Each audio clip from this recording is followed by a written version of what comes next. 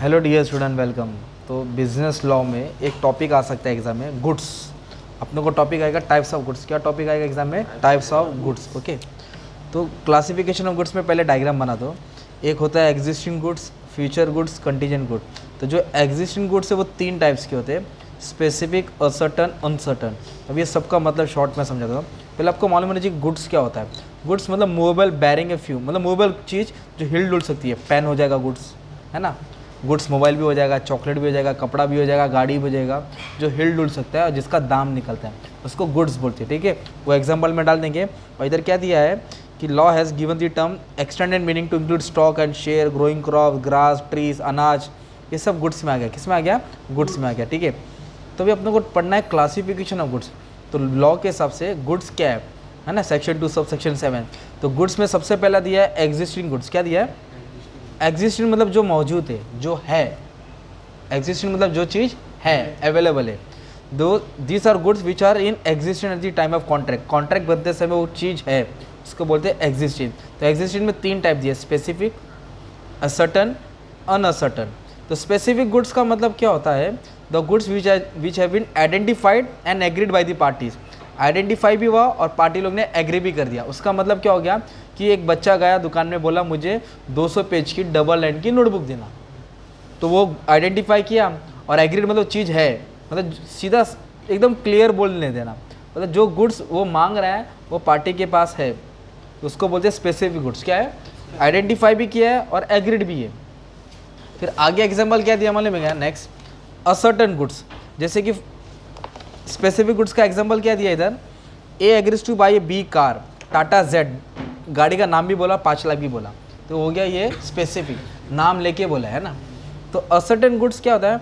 Which are identified after the formation of contract. Contract बनाने के बाद आइडेंटिफाई हुआ। मतलब जैसे कि वो बोला कि मुझे शक्कर दो 5 किलो, तो जाएगा गोनी में 50 किलो में से 5 किलो शक्कर उठा के ला के देगा। तो क्या बोला इधर? Identified after formation of contract. Contract बनाने के बाद वो होता है। तो असर्शन ऑफ गुड्स मतलब उसको निकाला जाएगा। Many time it is use as synonym to specific goods. Specific goods के जैसे ही रहता है। एग्जाम्पल क्या दिया है?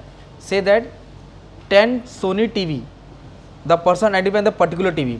10 सोनी टीवी है, उसने पहुँचाना है कि मेरे को 32 इंच की वाली टीवी देना। 10 टीवी है, उसमें से एक टीवी ले रहा है वो। तो ये असर्टेन हो गया। क्या हो गया? अभी अनअसर्टेन पढ़ाता हूँ, फिर वापस असर्टेन का डाउट क्लियर करता हूँ। Unascertain means goods which are not been specifically identified. अब इसको पहचाना नहीं है। जैसे कि इधर बोला है कि 50 चॉकलेट रखा है, उससे बोला एक चॉकलेट दो, तो कौन सा एक चॉकलेट देगा, कौन सा टाइप का चॉकलेट देगा, वो उधर इन्फॉर्मेशन दिया नहीं है। Means the goods which are not been specifically identified. A has 10 bag of rice. A के पास कितना राइस है? 10 गोनी है राइस का। He agree to sell 2 bags. कितना बैग बेचा? 2। द 10 बैग्स आर अनसर्टन, मतलब 10 as 2 bags are yet to be identified. मतलब 10 में से कौन सा 2 बेचना है वो मालूम नहीं। तो जो चीज़ मालूम नहीं रहता है पर होता है उसको अनअसर्टन बोलते हैं। और जो चीज़ मालूम होती है उसमें सिर्फ ला के देना है तो उसको असर्टन बोलते हैं। क्या बोलते हैं? और स्पेसिफिक मतलब डायरेक्ट नाम लेके बोलेगा, मेरे को सोसाइटी चाय पत्ती देना, वो हो गया स्पेसिफिक। वो चाय पत्ती, उसमें से एक पैकेट चाय पत्ती देना, तो असर्टन जाएगा उसमें उठा के ला के देगा, चाय पत्ती दो। क्या बोला उसने? तो पूछेगा ना कौन सा दो, तो अनअसर्टेन है, फिर सॉल्व पे जवाब करेगा। इधर स्पेसिफिकली होता है, कॉन्टैक्ट बनाते टाइम वो चीज़ रहती है। असर्टेन मतलब जाके सिर्फ लाना है, पैक करना है।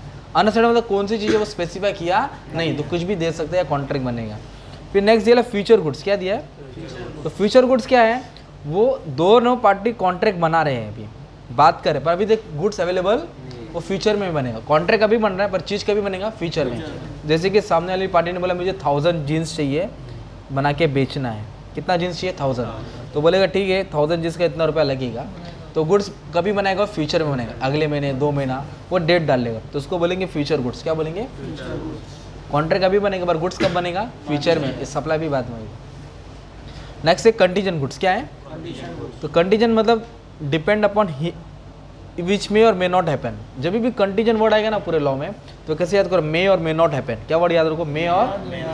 एग्जाम्पल बताता हूँ। A agree to sell to B a diamond ring. A क्या बोला? मैं तुमको रिंग बेचूंगा। कौन सा? Diamond, with pink diamond. कौन सा डायमंड बोला? पिंक डायमंड जल्दी मिलता नहीं है।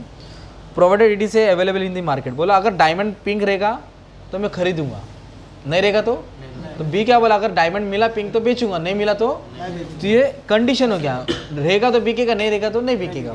तो ये कंटीजेंट गुड्स क्या है, this are the goods which the seller depends upon the contingency, उसको मालूम नहीं कि चीज़ हो भी सकती है और नहीं भी हो सकती है। They are also type of future goods, उसको बोलते हैं फ्यूचर गुड्स ही बोलते हैं। कंटीजेंट गुड्स फ्यूचर गुड्स के जैसे रहता है, अगर वो चीज़ नहीं मिली तो गुड्स नहीं आएगा। जैसे कि फॉर एग्जाम्पल मान लो मैं मच्छी बेचता हूँ, आप लोग मच्छी खाते हो, फिश कैसे बनते रहे फिश, ये मच्छी हो गया ना यार। तो मैं जहाज लेके समुद्र में जाऊँगा, तो मैं क्या बोला आपको कि अगर मेरी जहाज समुद्र में गई तो मैं तो मैं मच्छी लेके आऊँगा। अगर जहाज को इजाज़त नहीं दिया समुद्र में जाने का तो मच्छी मिलेगा नहीं। तो आपको मच्छी मिलेगा किस पे डिपेंड होता है कि शिप को अगर समुद्र में जाने दे रहे या, तो depending upon the event may or may not happen, तो उसको बोलते हैं कंटीजेंट गुड्स। क्या बोलते हैं, तो हो गया टाइप्स ऑफ गुड्स। क्या हो गया तुम्हारा, टाइप्स ऑफ गुड्स, ठीक है। तो गुड्स मूवेबल प्रॉपर्टी होता है, क्या होता है ये तुम्हारा। तो एग्जाम में ये भी क्वेश्चन एग्जाम में आ सकता है, तो आपको रेडी रहना चाहिए। ऐसा शॉर्ट नोट्स में किधर भी आएगा टाइप्स ऑफ गुड्स, ठीक है।